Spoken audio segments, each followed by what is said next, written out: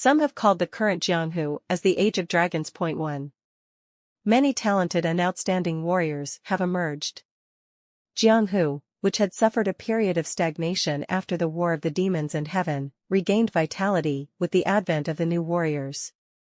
Warriors with exceptional talents have made a name for themselves since childhood, and have already occupied a place in Jianghu. Jie Young, the fairy phantom swordsman, too, was also one of the talented people who stood out in the era of dragons. Her martial arts were so outstanding that she was given a nickname at a young age. The ever-changing phantom sword was her specialty, so she was nicknamed the Phantom Swordsman. It is known that among the existing martial artists, there are not many who can handle her phantom sword. Some might say she was overrated, but most would agree she lived up to her name. It was not simply because of Jie Young's fame or martial arts, but because of her master. Jie Young's master was one of the warriors who are considered to be great in the present age. Han Yuqian. He was one of the 3 saints and was a great swordsman who had no opponent when he raised his sword. Jie Young, who was Han Yuqian's disciple, showed outstanding achievements in sword fighting. Among them, the ever-changing phantom sword was her specialty. That is why Yu Xinfeng was surprised to see Jie Young. Jie Young was well qualified to be respected just because she was the disciple of Han Yuqian. Oh. I didn't know that Miss One had a relationship with my niece. I've known Soha for a long time. But it's the first time we've come this far together. You must have come here because of my niece. I'm sorry to bother you unintentionally. No. I've always wanted to come to Chengdu. Jie Young answered with a soft smile. Looking at his face like that, she thought that Yu Xinfeng was a very considerate person. If Jie Young hadn't accompanied Li Soha, she would not have dared to come this far. Although she was the same age as Li Soha, Jie Young looked more mature. As such, Jie Young's eyes exuded a deep and mature atmosphere. Jie Young asked Yu Xinfeng, "Did you accomplish all your goals, Mr. Yu? Did Soha talk to you about it?" "I happened to hear about it. I haven't even seen his back. I'm guessing he's already left Chengdu." "Is that so?" "I'm not sure. But I'm thinking of staying for a few more days and going back if I don't make any progress. I can't stay here forever." At Yu Xinfeng's words, Soha was delighted. "Then we can go together. Do you like it that much? You don't know how much I was scolded by my mother. She said, how could I have come back alone without my uncle?" Li So-hee made an expression that showed she found the situation unfair. She was so cute that Yu Xinfeng just smiled. "How could it be your fault? You just did what I told you." "But my mother—" "Don't worry, I'll tell my sister all about it." "Yay! Everyone has come a long way, so you must all be hungry. I'll guide you to a good place. Last winter, I found a very good guest house. Eating food there will relieve your fatigue from the long journey." Li Soha shook her head at Yu Xinfeng's words. "I'll put off having dinner with my uncle until tomorrow." "Why?" "I have people to meet today." "Who?" "The meeting of the Golden Heavenly Hall will be held here." "You mean the Golden Heaven meeting would be held in such a distant place?" "We decided to get together here because we were both at the same time. So, please take a look at today."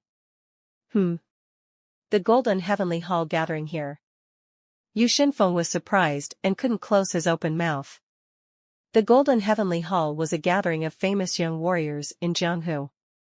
Not all of Jianghu's warriors contained their bodies, but still, quite a few of them continued their relationship through the Golden Heavenly Hall.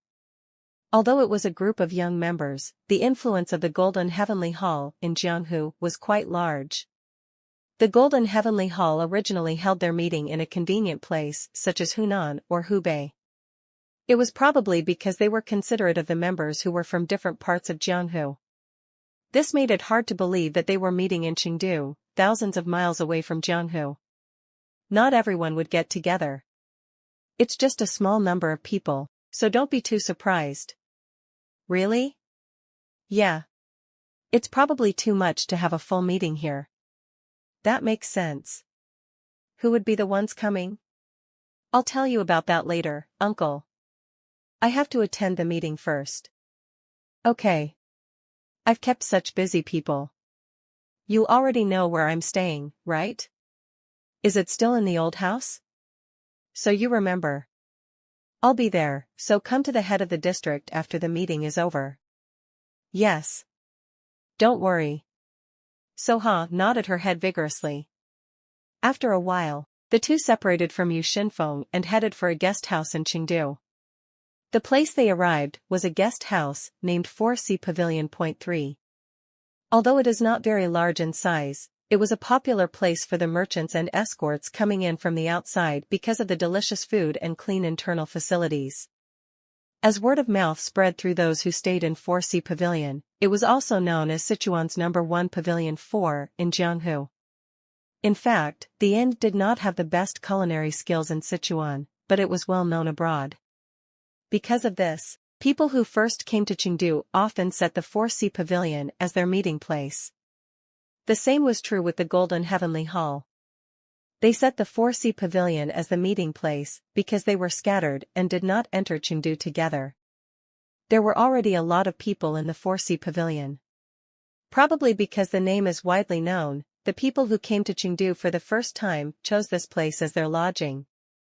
Well, come. The waiter, who was welcoming the two, stuttered in surprise. It was probably because the guests were beautiful, which was hard to come by. After blushing for a moment, the waiter came to his senses and continued talking. Well, what should I do? The guest house is full. Someone came here first. A tall and handsome guy from Hunan. A man who talks a lot and has. Ah. There is someone like that. He's the person who occupied 2 tables, by himself saying that his colleagues were coming soon. Please show us to his spot. Li Soha handed a coin to the waiter. The waiter excitedly took the 2 people upstairs. If the first floor feels like a marketplace, the second floor feels a lot more calm because of the lessened number of tables. Here. As they climbed up the floor, a young man who occupied 2 tables alone waved at them. He was a handsome man that could make anyone look back at least once when they ran across him in the streets. He got up from his seat and said, "Welcome. You've arrived in time.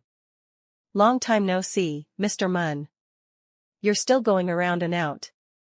You must have arrived first and explored the brothel, didn't you?" The reaction of the 2 women towards the man was quite different. While Li Soha was displeased, Wan Jiayang looked at the man with an ice-cold gaze. The man's name is Xiao Munpayong. He is one of the members of the Golden Heavenly Hall who was supposed to get together today. His nickname was the Little Boxer.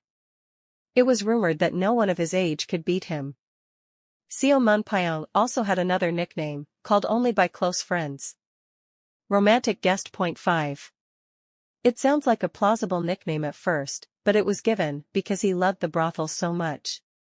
Men call him a romantic guy, but Wan Jiayang hates him, calling him a dog in heat. They try to avoid meeting with Xiao Munpayong as much as possible, but they have no choice but to be together with him for today. Wan Jiayang looked at Xiao Munpayong with a gaze as if she was looking at a disgusting insect. Xiao Munpayong knew about it, but he didn't care. Haha. The courtesans of Chengdu certainly have their own characteristics. They were so passionate. Stop it. It feels like my ears are rotting. If you don't like it, why weren't you born as a man? If you were a man with a beautiful face, women would have untied their skirts and rushed in. If you keep talking, I will cut you off. Wan Jiayang said while holding her sword. Her energy was so fierce that Xiao Munpayong had no choice but to raise his hands and step back. I surrender. I'm joking. So put your sword back. This is why you're not popular. You keep on drawing and swinging your sword. Wan Jiayang's eyebrows twitched at Xiao Munpayong's words, which quivered until the end. At that moment, Li Soha grabbed Wan Jiayang's hand and dissuaded her. Stop it.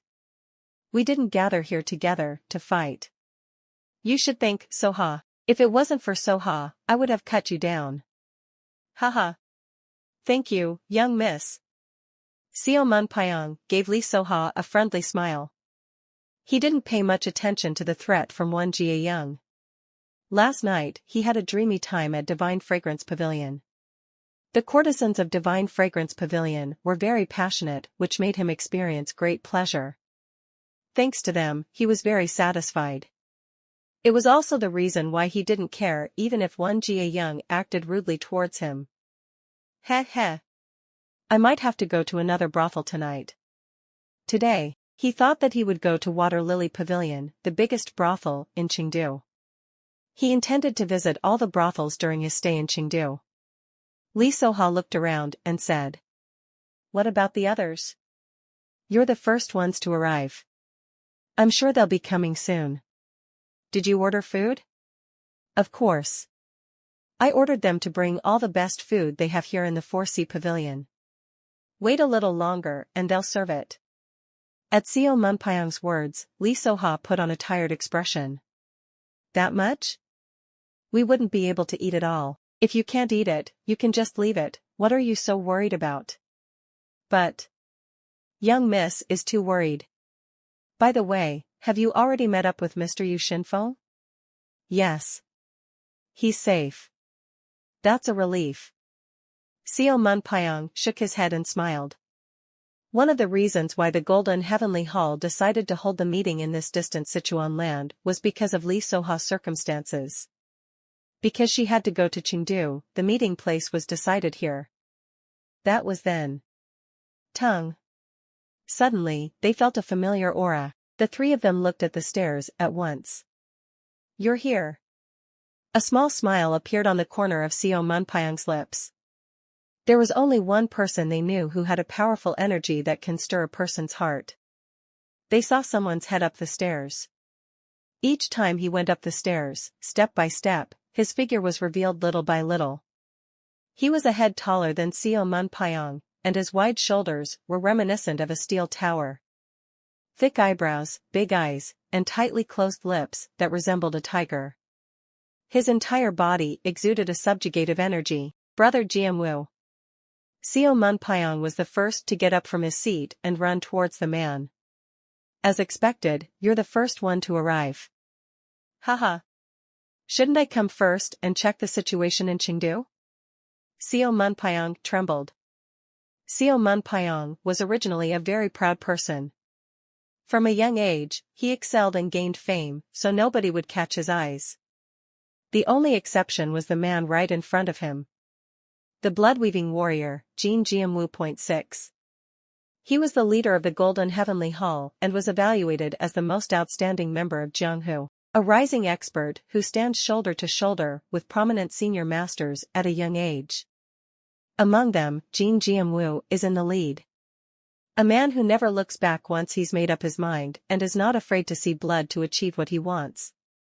An iron-blooded man who, though radical, never crosses the line and knows how to fight injustice. That is why Jianghu's warriors called him the blood-weaving warrior. Jin Jianwu was the only warrior whom Xiao Munpyong respected. Therefore, Xiao Munpyong's attitude toward Jin Gumwu was bound to be extreme. Li Soha and Wan Jiayang were the same. "Brother Jianwu." "Leader." The two greeted Jin Jianwu. Jin Jianwu looked at them and smiled. "It's been a long time, everyone." A low-pitched voice with a deep echo came out. Just hearing his voice made them feel strangely reassured. The three looked at their idol as if possessed. It was the same for the other people on the same floor. Although they do not know the true identity of Jin Jianwu, the power contained in his appearance and voice was mesmerizing. Jin Jianwu had the power to make people look up to him, so everyone was looking at Jin Jianwu. Including Piuwul.